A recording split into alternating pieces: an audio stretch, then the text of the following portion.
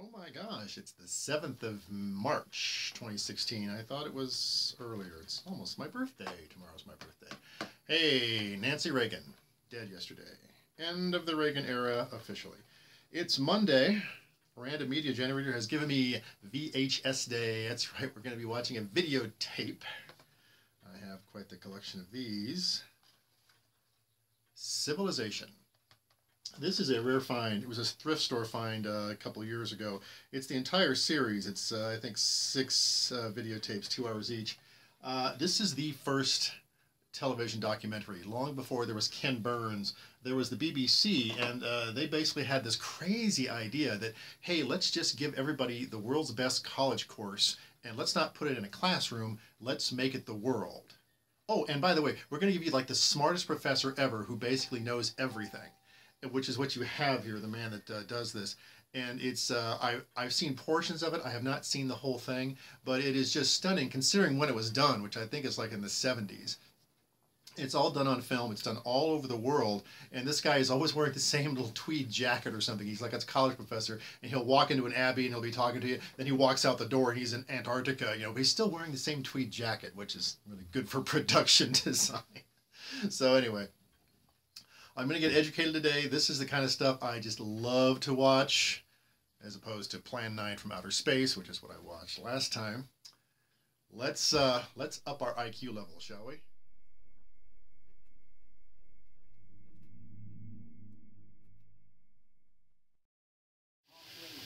You know, the best way to describe this is imagine if you're watching Lawrence of Arabia and you have Peter O'Toole there, and he's walking you around telling you about the politics of the area and who the Bedouins were and why they're fighting and how you blow up a train, and you're like, oh really? Tell me more, Mr. Lawrence. Watching this first episode here of this documentary, you really kind of get the sense, and it really hits home, that there's a lot of things in this world you don't know about. I mean, you know about, you know, the World Heritage Sites and the things that are destroyed, and like Machu Picchu and, you know, Kilimanjaro and the Berlin Gate or something. You know, they're icons of human existence. But there's a lot more of them out there, and we don't tend to know about them because they aren't pushed out to us by the media and in textbooks. In this show, though, Kenneth Clark, our little muse of history, is walking through some of these places in Europe, and your jaw just drops, like, where is this? I've never seen it. I didn't know this existed. And it's like you're going, oh, it's one of those shows that twing, light goes up over your head. I don't know as much as I thought I did.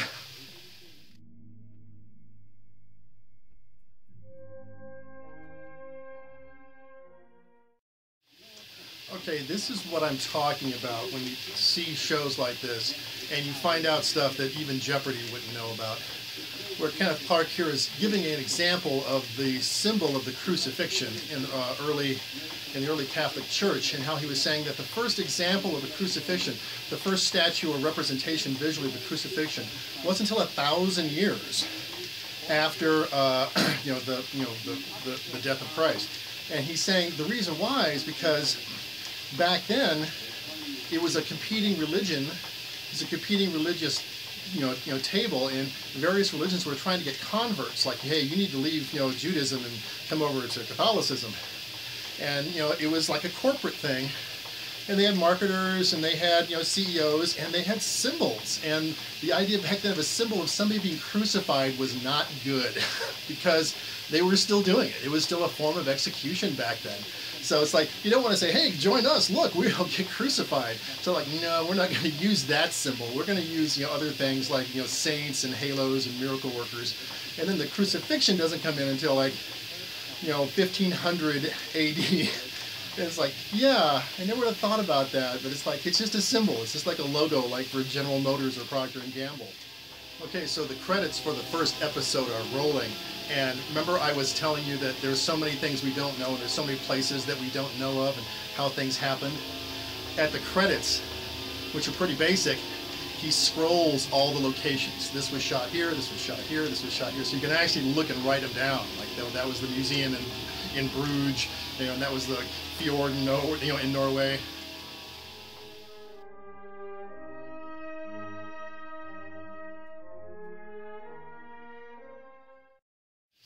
this is kind of the intermission here. I'm about to go to the second episode, and I just wanted to point something out here that you just tend to really realize when you watch something like this. This is the way most good television is done. It's written, and then it's shot. And the person who does this entire series is a man named Kenneth Clark, who must hold a couple PhDs from Oxford or something, because he's obviously rather a knowledgeable gentleman. And looking at the credits, he actually wrote this. He wrote this and narrated it. So basically what he did is he wrote all of this stuff out.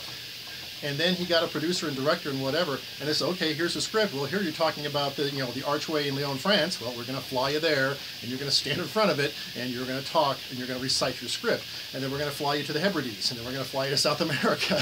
And that's what they did for this entire series. And you start to kind of get a glimpse of the staggering logistics and cost of doing this.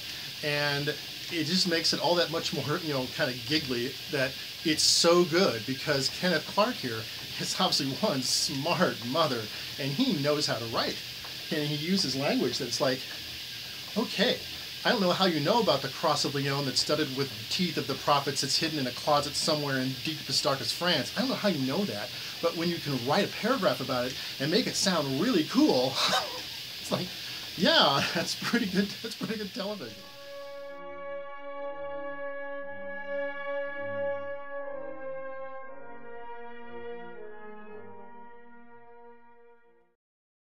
One thing that becomes really evident when you watch something like this is that this is lost, I think, in modern day society, at least in the American culture.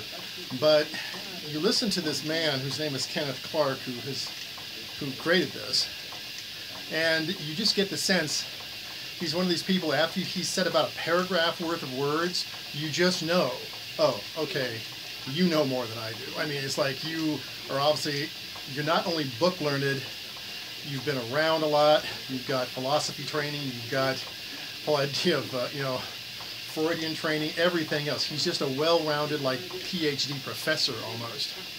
And I haven't met many people like this in my life. I have a couple times, not recently, but they're the kind of people you sit down in a room with. Could be a living room, could be a conference room or something, and they just have to say a couple things, and it's the way they say it and how they articulate their mind.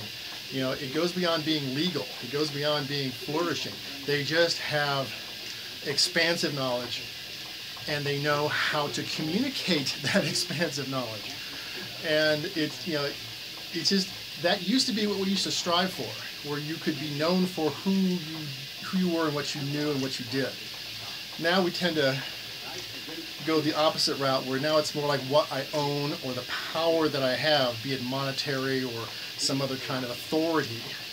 And people go, ooh, well, I respect you because you're in power. Here, no, I respect this guy because I just know he's damn smart.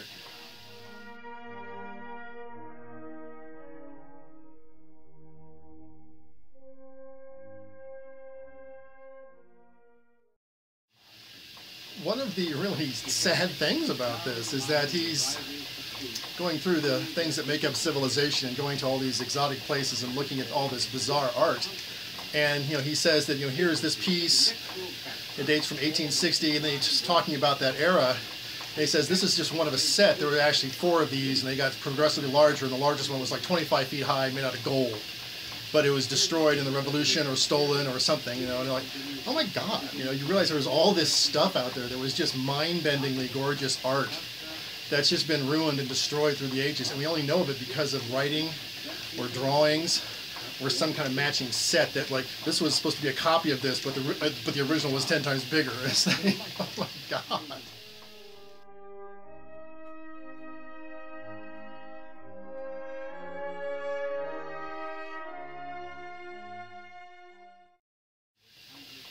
So I do notice one thing about this series with regard to its age, in that most now documentaries that are done now have a lot more interactive dialogue. They have more than one person talking, and they tend to do a lot of recreations with actual live actors or some kind of graphic, where here they don't. It's just Kenneth Clark talking a lot, and he's good to listen to. I'm not knocking him.